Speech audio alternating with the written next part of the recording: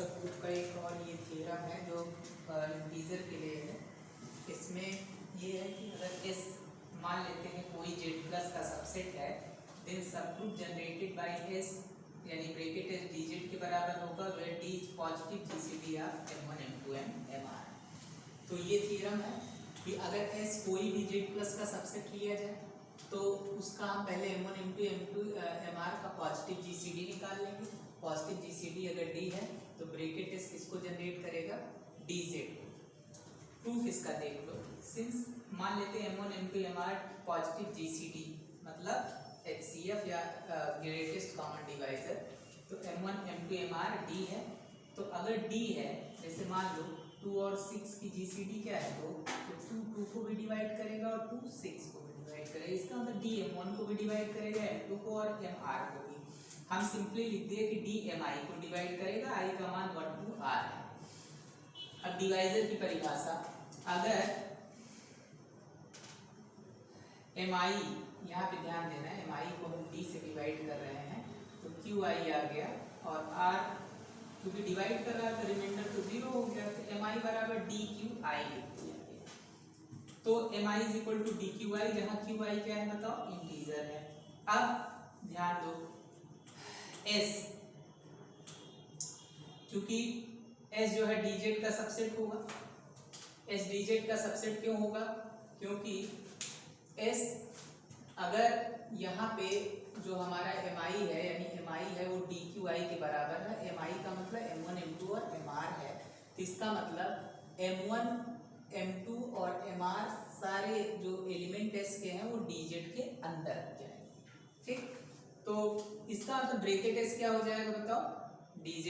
अब यहाँ पे एक चीज ध्यान देना कि जैसे हम ये बताए थे कि मान लो s कोई सबसेट है तो ब्रैकेट s के द्वारा क्या जनरेट होता है बताओ, h। यहाँ h जो है, या हम कह सकते हैं ब्रैकेट s जो है h के बराबर होगा, और k अगर और कोई भी सबसेट है, सब ग्रुप है जो s को कंटेन करता है, तो इसका मतलब क्या समझते हो, जो h है वो k का सबसेट होगा। डेफिनेशन नंबर 2 याद करो, उसमें बताया गया कि s अगर कोई भी सबसेट है, ब्रैकेट s अगर h के बराबर हम मान ले रहे हैं, यानी s अगर h को जनरेट करता है तो ब्रैकेट s यानी h के बराबर हो गया, और s हमेशा ब्रैकेट s का सबसेट तो होगा ही, लेकिन अगर k कोई और सब ग्रुप है, s हमेशा k का भी सब ग्रुप होगा। तो यहाँ पे ध्यान दो, s जो है k का सब ग्रुप, h जो है वो k का सब ग्रुप होगा, यानी ये ब्रैकेट s जो है तुम्हारा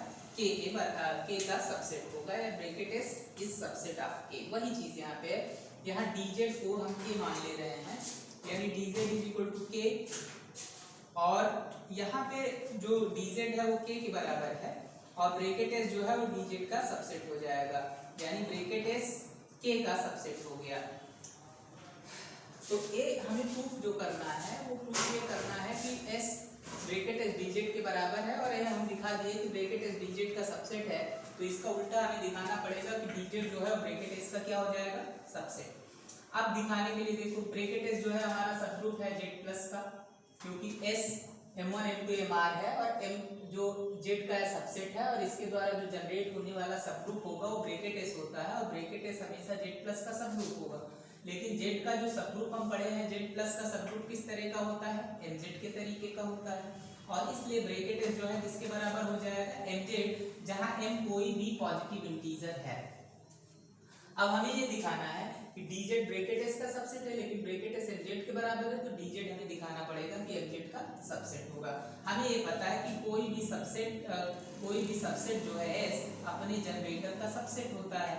ये एग्जांपल a है, s ब्रैकेट s हम बताए कि a है, यहाँ से इसका मतलब s is always subset of bracket s, तो इसका मतलब s ब्रैकेट s का सबसेट होगा, और ब्रैकेट s है क्या, mz के बराबर है, तो इसका मतलब s mz का सबसेट हो गया।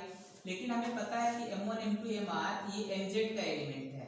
क्यों एलिमेंट है बताओ, s mz का सबसेट है, तो इसका मतलब s में जितने भी एलिमेंट m1 m2 और mr है, सबके सब एलिमेंट mz के एलिमेंट हो जाएंगे।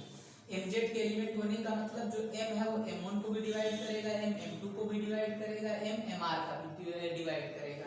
इसका मतलब m m1 m2 और mr का कॉमन डिवाइजर हो गया। तो कॉमन डिवाइजर अगर हो गया तो बाई जीसीडी, अगर m कॉमन डिवाइजर है तो जो m है वो उसके ग्रेटेस्ट कॉमन डिवाइजर को भी डिवाइड करेगा। जैसे मान लो एग्जांपल देख लो, 2 4 को भी डिवाइड करता है, 2 6 को भी डिवाइड करता है, 2 10 को भी डिवाइड करता है। इसका मतलब 2 जो है वो कॉमन डिवाइजर है किसका, 4 6 और 10 का। अब 4 6 और 10 का कॉमन डिवाइजर है तो इसका जीसीडी क्या हो जाएगा तुम्हारा, बताओ, 2 हो जाएगा। तो 2 हमेशा 2 को क्या करेगा, यानी ये तुम्हारा m हो गया, ये तुम्हारा d हो गया, तो m हमेशा d को डिवाइड करेगा। और m अगर d को डिवाइड करेगा तो dz is always subset of mz। क्यों, ये नोट है, लिख दे रहे हैं कि अगर हमारा m d को डिवाइड करता है तो dz is always subset of mz। जैसे मान लो 2 4 को डिवाइड करता है तो 2z तुम्हारा जो है 2z यानी 4z is always subset of 2z। ध्यान रखना 2z का मतलब समझ रहे हो, 2z में आता है 0 ± 2 ± 4 और 4z में 0 ± 4 ± 8। तो इसका मतलब ये हमेशा इसका क्या होगा, सबसेट हो जाएगा। तो चूंकि m d को डिवाइड करता है और इसलिए dz is always subset of mz, और mz है क्या, ब्रैकेटेस है, और इसलिए समीकरण नंबर 1 और 2 से ब्रैकेटेस जो है dz के बराबर हो जाएगा। तो ये तुम्हारा एग्जांपल है, एक बार इसको देखना, नहीं समझ में आता तो कमेंट करके उसको पूछ सकते हो। एग्जांपल एक देख लो इस पे, क्वेश्चन है फाइंड द